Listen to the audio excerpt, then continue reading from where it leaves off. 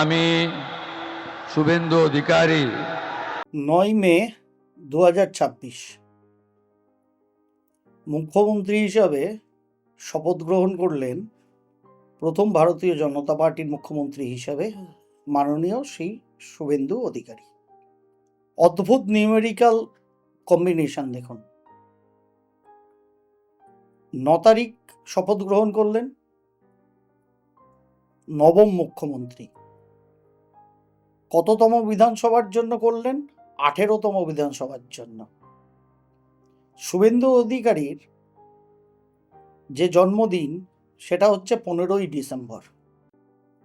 সুতরাং 9 তারিখ মে মাসে শপথ নেওয়া, নবম মুখ্যমন্ত্রী হিসেবে শপথ নেওয়া, 18তম বিধানসভার জন্য শপথ নেওয়া, 15 তারিখ অর্থাৎ 5 আর 1 6 সংখ্যার শুভেন্দু অধিকারী, ডিসেম্বর মাসে জন্ম, অর্থাৎ 6 এবং 3-এর ভাইব্রেশনের শুভেন্দু অধিকারী নবম মুখ্যমন্ত্রী হিসাবে 18তম বিধানসভার নবম মুখ্যমন্ত্রী হিসাবে 9 তারিখ শপথ নিলেন। All are the fabulous combination of 3, 6, 9, the backbone of numerical series. অনেক জায়গায় শুনেছেন 3-এর সঙ্গে 6 যায় নাকি 36 কা আঁকড়া নাকি সব, তাই না? আবার 6 9 হয়ে যায় নাকি উল্টো যায়। ভেক কথাবার্তা বর্জন করুন, কনফিউজড হবেন না। হ্যাঁ, সুতরাং 15 ডিসেম্বর জন্মের শুভেন্দু অধিকারীর জন্য 9 তারিখ নবম মুখ্যমন্ত্রী, 18তম বিধানসভা, সবটাই সিমেট্রি, দুর্দান্তভাবে ভালো। শপথ গ্রহণ কখন করলেন? সকাল 11টা বেজে 31 থেকে 33 মিনিটের মধ্যে।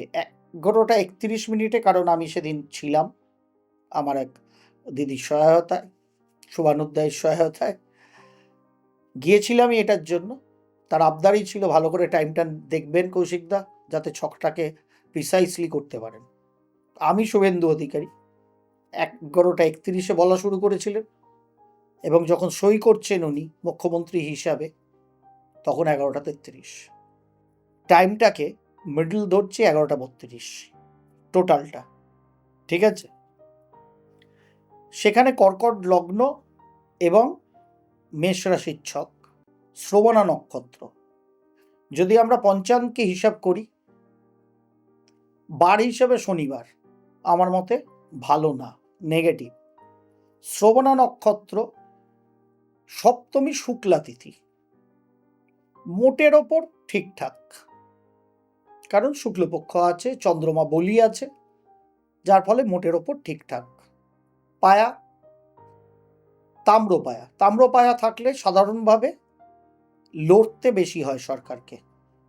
এর পরবর্তী ক্ষেত্রে যোগ হচ্ছে শুক্ল যোগ, ফ্যাবিউলাস, দুর্ধর্ষ, সুখ স্বাচ্ছন্দ্য সমৃদ্ধি এবং সকল কিছু সুন্দর করে গড়ে তোলার জন্য দুর্দান্ত। এবং করণ সেটা হচ্ছে বব, অর্থাৎ বলবর্ধক। পঞ্চাঙ্গের মধ্যে ওভারঅল বলা যায় 5-এর মধ্যে 3.5 পয়েন্ট অবশ্যই দেয়া যায় সেই দিনকার পঞ্চাঙ্গকে। সেই হিসাবে মোটের ওপর ভালো পাসমার্ক। এবার যদি আমরা হরোস্কোপে আসি, কর্কট লগ্ন, দ্বিতীয় ঘরে কেতু, সপ্তমে চন্দ্র শ্রবণা নক্ষত্রে, অষ্টমস্ত রাহু, ভাগ্যস্থানে শনি এবং মঙ্গলদেব, দশমে দিক বলে বলিয়ান তুঙ্গ অবস্থায় রবিদেব তার তৎসহ বুধ, একাদশে স্বক্ষেত্রস্থ শুক্র এবং দ্বাদশে বৃহস্পতি নিয়ে মাননীয় শুভেন্দু অধিকারী পশ্চিমবঙ্গের নবম মুখ্যমন্ত্রী হিসাবে ভারতীয় জনতা পার্টির পক্ষে প্রথম মুখ্যমন্ত্রী হিসেবে শপথ গ্রহণ করেছেন। কি দিতে পারে এই চার্ট আমাদের আগামী 5 বছর বাংলা এবং পশ্চিমবঙ্গের আপামর জনগণকে? কেবল বাঙালি বলবো না, কেবল অবাঙালি বলবো না, কেবল হিন্দু বলবো না, কেবল মুসলিম বলবো না, কারণ সরকার সবার। লগ্নপতি সপ্তমে, ফার্স্ট কিছু যদি দৃষ্টি আমরা দেখে নিই, মঙ্গলের 2টো দৃষ্টি, চতুর্থ অর্থাৎ মীন রাশি থেকে দৃষ্টি দিচ্ছে বৃহস্পতির ওপর দ্বাদশে, ডাইরেক্ট সপ্তম দৃষ্টি দিচ্ছে তৃতীয়, এবং অষ্টম দৃষ্টি দিচ্ছে চতুর্থে। শনিদেবের 3টে দৃষ্টি, তৃতীয় দৃষ্টি দিচ্ছে একাদশে শুক্রদেবের ওপর, যেখানে শুক্রদেব নিজের ঘরে বসে আছেন আয় স্থানে। ডাইরেক্ট সপ্তম দৃষ্টি দিচ্ছেন তৃতীয় ঘরে, এবং দশম দৃষ্টি দিচ্ছে ষষ্ঠ ক্ষেত্র ধনুরাশির ঘরে। রাহুদেবের দৃষ্টি দ্বাদশে, ধনস্থানে এবং চতুর্থে। সাইমালটেনিয়াসলি উল্টোভাবে কেতুদেবেরও দৃষ্টি তাই ষষ্ঠ স্থানে, অষ্টম স্থানে এবং দশম স্থানে। এবার যদি আমরা চারটাকে অ্যানালিসিস করি, লগ্নপতি সপ্তমে গেছে, রাশিটা কি মকর, চর রাশি। তা লগ্নপতি যখন চর রাশিতে গেছেন, প্রথম দিনের প্রথম মিনিট থেকেই মুখ্যমন্ত্রী কবিগুরুর চরণে পুষ্পদান এবং মাল্যদান করতে গিয়ে রবীন্দ্রভারতী বিশ্ববিদ্যালয়ে বলেছেন, স্বামীজির কথা ধরে চরৈবেতি চরৈবেতি করে এগোতে হবে। লগ্নপতি চন্দ্র যখনই চর রাশিস্থ মকরে, সুতরাং চর মানে চলতে থাকা চলতে থাকা চলতে থাকা শুরু করে দিয়েছেন মুখ্যমন্ত্রী সেই কাজ প্রথম দিনের প্রথম ঘন্টা থেকেই। কেবল মুখে না, কর্মও আজকে আমরা এই মাত্র কয়েকটা দিন গেছে, সপ্তাহ দুয়েক দেখতে পাচ্ছি চতুর্দিকে। সুতরাং এই ছকটাকে যদি আমরা দেখি, দ্বাদশে বৃহস্পতির অবস্থান, ষষ্ঠপতি এবং ভাগ্যাধিপতি দ্বাদশে, আয়ুষ্মান ভারতের প্রয়োগ মাননীয় প্রধানমন্ত্রীর কথা অনুযায়ী, এবং থার্ড হাউসে শনি এবং মঙ্গলের দৃষ্টি, এবং তৃতীয়পতি বুধ দশমে বসে থাকা। দশম স্থান হচ্ছে আমাদের কর্মের প্রবণতা, থার্ড হাউস মানে হচ্ছে বর্ডার, সুতরাং বর্ডারের জন্য জমি প্রদান করা, সেকেন্ড কর্ম করেছেন, অ্যানাউন্স হয়ে গেছে, কাজ অন হওয়ারই ছিল। থার্ড হাউসে শনি এবং মঙ্গলের একসঙ্গে দৃষ্টিপাত এবং থার্ডের মালিক দশমে তুঙ্গি রবির সাথে যুক্ত হয়ে থাকা, ডিগ্রিগতভাবে 6.5 ডিগ্রি বিহাইন্ডে বুধের অবস্থান দুর্দান্ত কনফিডেন্স প্রদান করছে সরকারকে, এক্সিলেন্ট। দ্বাদশস্থ বৃহস্পতির বসে থাকা ষষ্ঠ, অষ্টম এবং চতুর্থ স্থানে দৃষ্টি, যে চতুর্থপতি শুক্র নিজের ঘর বৃষ রাশির ঘরে একাদশে বসে আছে। চতুর্থ থেকে আমরা কি জানি, জনগণ। চতুর্থ থেকে কি, রোড ট্রান্সপোর্ট, সে রেল হোক, রোড হোক, আদার্স ট্রান্সপোর্ট হোক, জনগণ হোক, এবং প্রাথমিক শিক্ষা, সেখানে বৃহস্পতিদেবের প্রেক্ষা দৃষ্টি, সেখানে মঙ্গলদেবের দৃষ্টি, তুঙ্গি রবির দৃষ্টি, এবং থার্ডের অধিপতি বুধের দৃষ্টি, অবশ্যম্ভাবী রাহুর দৃষ্টি। সুতরাং পশ্চিমবঙ্গের ইনফ্রাস্ট্রাকচারাল উন্নতি, শিক্ষা জীবনের অল্টারেশন এবং পজিটিভ দিকে নিয়ে যাওয়া, মঙ্গলের দৃষ্টি যেহেতু চতুর্থ স্থানে আছে অ্যালং উইথ রাহুর দৃষ্টি, সুতরাং টেকনোলজি, টেকনিক্যাল কাজ কারবারের দিকে যাওয়া, এবং চতুর্থ স্থানটা যেহেতু তুলা রাশির ঘর, শুক্র দেবের ঘর, সুতরাং আপ টু ডেট টেকনিক্যাল টেকনোলজির শিক্ষার জীবনে প্রয়োগ, মানুষের জন্য ব্যবহারিক ক্ষেত্রে তার প্রয়োগ, যে কোনো ধরনের যাতায়াতের সুবন্দোবস্ত করা, এবং যেহেতু শুক্র মানেই কারা, মহিলারা।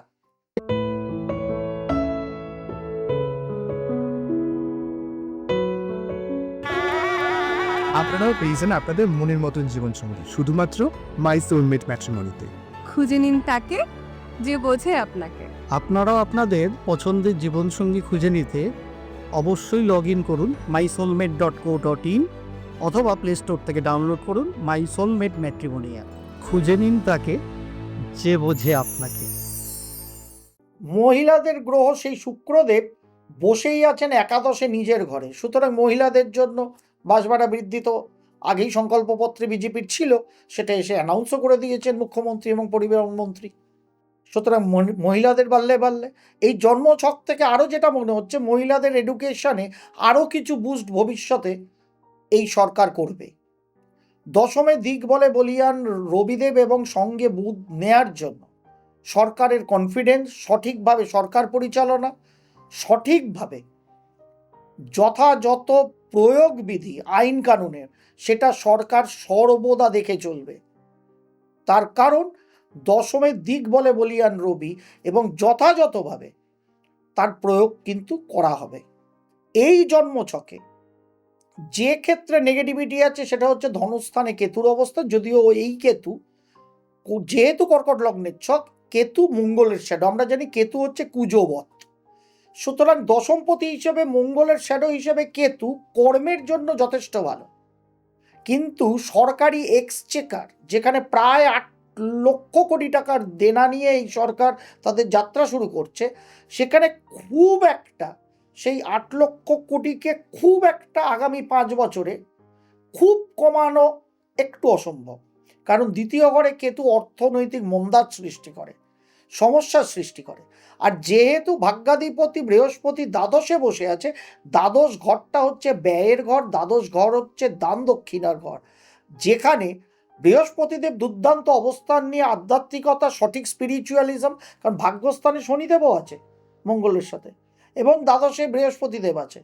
সুতরাং অরিজিনাল স্পিরিচুয়ালিজমের জয়যাত্রা পশ্চিমবঙ্গে বোধহয় শুরু হলো এই জন্মছক প্রতিষ্ঠা হওয়ার সঙ্গে সঙ্গে। কিন্তু সেকেন্ড হাউসে কেতুর অবস্থান, মাঝে মধ্যেই কোনো পারিপার্শ্বিক গণ্ডগোল, কোনো এক্সচেকারের সমস্যা, ঠিকমতো ট্যাক্স আদায় না হওয়া কিংবা ফাঁকি দেওয়ার প্রবণতা, সেটা করলে কিন্তু সমস্যায় মানুষজন পড়বেন, মানে যারা ফাঁকি দেবেন। তার কারণ ভাগ্যস্থানে শনি মঙ্গলের যখনই ফ্ল্যাশ থাকে, শনি অষ্টমপতি সপ্তমপতি হিসেবে ভাগ্যস্থানে মঙ্গলের সাথে ফাইট করছে। সুতরাং অপোনেন্টে অন্য কোনো ধর্মাবলম্বী মানুষ কিংবা আদার্স কোনো অপোনেন্ট যদি ভাবেন সরকারকে ডিস্টেবিলাইজ করব বা অন্য কোনো নেগেটিভিটি দেব, যেটা অষ্টমস্ত রাহু বসেও ভয়ঙ্কর রূপে এই জন্মছকে আছে, তাহলে কিন্তু ভয়ঙ্কর আইনের মুখে তাদের পড়তে হবে, এবং এক কথায় বলতে গেলে পুলিশের ডান্ডার মুখে পড়তে হবে। কারণ দশমে দিগ্বলে বলিয়ান রবি এবং মঙ্গলদেব কিন্তু বৃহস্পতিদেবের ঘরে বসে আছেন। দশমপতি হিসাবে নবমে গিয়ে কেন্দ্রপতি কোণে রাজ্য তৈরি করছেন, কিন্তু যেহেতু শনি মঙ্গলের ফ্ল্যাশ, সেটা আমাদের মুখ্যমন্ত্রীকেও দেখায়।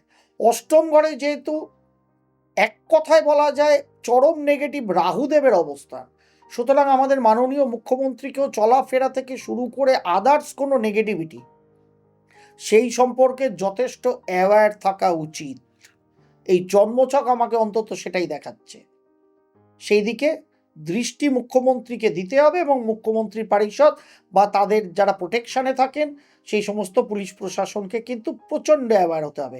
না তো মুখ্যমন্ত্রীর ওপরে কোনো রকম হামলা হাঙ্গামা বা কোনো রকম ইন্টারনাল এক্সটার্নাল কোনো রকম নেগেটিভিটি কিন্তু 2027 সালের এন্ড টু 2028 সালের শুরুর দিকে আসতে পারে। সুতরাং এই জায়গাটা সাবধান মাননীয় মুখ্যমন্ত্রীকে থাকতে হবে। বলা যায় তার যারা পারিপার্শ্বিক আছেন তাদের সেইভাবে তাকে রাখতে হবে। চিন্তিত হওয়ার কিছু নেই, কারণ ডিগ্রিগতভাবে শনি মঙ্গলের ডিস্টেন্স অনেক বেশি। আশা করি কোনো ফ্যাটাল বড় কিছু তার নিশ্চয়ই হবে না, তথাপি সাবধানের মান নেই বলুন। এবার রইল ভারত, মানে পশ্চিমবঙ্গের মূল শিল্পের জায়গা। দেখুন, শনি মঙ্গল ভাগ্যস্থানে, তৃতীয়পতি বুধ রবির সাথে দশমে, স্বক্ষেত্রস্থ একাদশে শুক্র, এবং সব থেকে বড় কথা লগ্নপতি সপ্তমে। সপ্তম মানে কি? বিদেশ। সুতরাং আমার যেটাই জন্মছকে মনে হচ্ছে, বিজেপি গভর্নমেন্ট যারা চালাচ্ছেন, পশ্চিমবঙ্গ সরকার, তাদের মোটিভ থাকবে কারিগরি শিক্ষাবিদ্যা, যে কোনো রকম হেভি ইন্ডাস্ট্রি, যাকে আমরা কোর ইন্ডাস্ট্রি বলি, যেহেতু শনি মঙ্গল আছে একত্রিত ভাগ্যস্থানে, শুক্র স্বক্ষেত্রস্থ এবং শনি তৃতীয় দৃষ্টি শুক্রের ওপর। সুতরাং আইটি, কম্পিউটার, ইলেকট্রনিক্স, এই জাতীয় শিল্প, এবং ম্যাক্সিমাম এফডিআই মানে ফরেন ডাইরেক্ট ইনভেস্টমেন্ট, যেখানে আমাদের অবস্থা খুব খারাপ পশ্চিমবঙ্গের, সেইটার সামগ্রিক বৃদ্ধি আগামী 5 বছরে আমরা ফরেন ডাইরেক্ট ইনভেস্টমেন্টের মাধ্যমে বেসিক্যালি ইলেকট্রনিক্স, আইটি, কম্পিউটার, এইসব দিকে, এবং সোলার, ফার্মা, বায়োলজিক্যাল সেক্টর, এই সমস্ত দিকে দেখতে চলেছি। জন্মছক একাদশে স্বক্ষেত্রস্থ শুক্র, দশমে দিগ্বলে বলিয়ান তুঙ্গ রবিদেব, অ্যালং উইথ বুধ, ভাগ্যস্থানে শনি মঙ্গল, এবং শনির তৃতীয় দৃষ্টি তৃতীয় ঘরে, কন্যা রাশির ঘরে, এবং শুক্রদেবের ওপর তৃতীয় দৃষ্টি এবং সপ্তম দৃষ্টি তৃতীয় ঘরে। এটাই ডিনোট করছে যে এই জোন অফ শিল্প আগামী দিনে ভবিষ্যতের পশ্চিমবঙ্গের জন্য অন্যতম সেরা পথ এবং আলোক দিশায় পশ্চিমবঙ্গকে নিয়ে যেতে চলেছে। সুতরাং ওভারঅল জন্ম ছকটাকে যদি আমরা দেখি শিল্পের সম্পূর্ণ অগ্রগতি এই জন্মছক ক্লিয়ার কাট দেখাচ্ছে এবং সেখানে প্রচুর ফরেন ডাইরেক্ট ইনভেস্টমেন্ট পশ্চিমবঙ্গে আগামী দিনে আসতে চলেছে। দেখুন, একটা সরকার নতুন গঠন হয়েছে, প্রায় 8 লক্ষ কোটি টাকা দেনা ঘাড়ে করে সেই সরকার এসছে, তার মধ্যে ভাতা টাতা এসব তো চলছেই, সবই চলবে, কারণ দ্বাদশে বৃহস্পতিদেব আছে। কেন্দ্রীয় সরকারের প্রদত্ত অনেক কিছু যেটা রাজ্য সরকার জনমানুষের কল্যাণে খরচা করবে, সেই আয়ুষ্মান ভারত হোক, অন্য কিছু প্রকল্পের জন্য হোক, কারণ ভাগ্যপতি দ্বাদশে আছে। সুতরাং কেন্দ্র যা দেবে সেটা আলটিমেট ব্যয় হবে, জনমানুষের কল্যাণে হবে, কারণ বৃহস্পতির দৃষ্টি চতুর্থে আছে, সেটা হোক।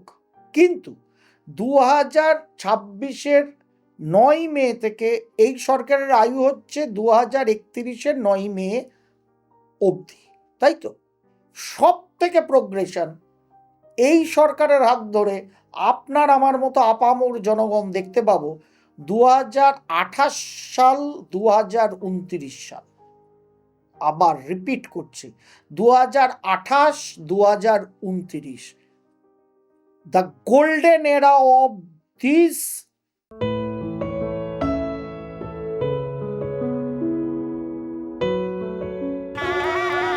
আপনারাও পেয়েছেন আপনাদের মনের মতন জীবনসঙ্গী শুধুমাত্র মাই soulmate ম্যাট্রিমনিতে।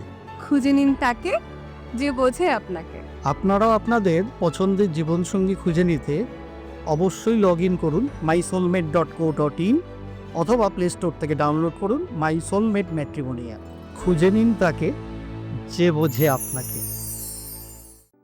9th chief minister Suvendu অধিকারীজি এবং তার তত্ত্বাবধানে first BJP government in West Bengal, যেখানে ওভারঅল প্রোগ্রেস আপনি আমি দেখতে পাবো। বাদবাকি শিক্ষার ক্ষেত্রে শুক্রের ঘর, বৃহস্পতিদেবের দৃষ্টি, রবিদেবের দৃষ্টি, মঙ্গলদেবের দৃষ্টি, অবধারিতভাবে শিক্ষারও বেশ কিছু আধুনিকীকরণ এবং পরিবর্তন পরিমার্জন হবেই হবে। পঞ্চম স্থানে একাদশে বসে শুক্রদেবের দৃষ্টি, কৃষ্টি, সংস্কৃতি, ক্রিয়েটিভ পার্টও বুম বুম চলবে। এবং যেহেতু একাদশে স্বক্ষেত্রস্থ শুক্র এবং কর্কট লগ্নে এই জন্মছক, যার মালিক চন্দ্রদেব, চন্দ্র এবং শুক্র হচ্ছে দুটো ফিমেল ওরিয়েন্টেড প্ল্যানেট, সুতরাং একটা লগ্নাধিপতি আর একজন একাদশ স্থানের মালিক একাদশেই বসে আছেন। সুতরাং মহিলাদের জন্য আগামী দিনে শিক্ষা, শিল্প, সংস্কৃতি, তাদের জীবনে এগিয়ে চলার জন্য প্রচুর কিছু প্রাপ্তি, প্রচুর কিছু স্কিম এই নিউ গভর্নমেন্ট আমার মতে আনতে চলেছে। কেবল কোনো রকম হানাহানি এন্ড অফ দিস ইয়ার সেখানে অ্যাওয়্যার থাকতে হবে আমাদের গভর্নমেন্টকে এবং বিশেষ করে মাননীয় মুখ্যমন্ত্রীকে। 2027 সালের মিডল থেকে 2028 সালের শুরু অবধি এই সময়টা মাননীয় মুখ্যমন্ত্রীকে শারীরিক পাটে সাবধান থাকতে হবে। তার পার্সোনাল শারীরিক অসুবিধার কথা আমি বলছি না, কিন্তু এক্সটার্নাল কোনো এফেক্ট তার ওপরে করার চেষ্টা হতে পারে, যদিও আশা করি সফলকাম হবে না, তথাপি সচেতন। ভগবান করুন টাচুড না হোক। বাদ বাকি এই জন্মছক চলবে, যেহেতু করা হয়েছে। দেখুন, আমি আমার টিভি মিডিয়ার পর্দায় বলেছিলাম, আমাকে জিজ্ঞাসা করা হলে আমি 9-এর জায়গায় যেদিন মাননীয় হেমন্ত বিশ্ব শর্মাজি শপথ নিয়েছেন অর্থাৎ 12ই মে সাজেস্ট করতাম, যেটাও শুভেন্দু অধিকারীজির পক্ষে দুর্দান্তই হতো। সেটা আমার কাছে যেন মনে হয়েছিল সেটা অনেক বেটার হতো।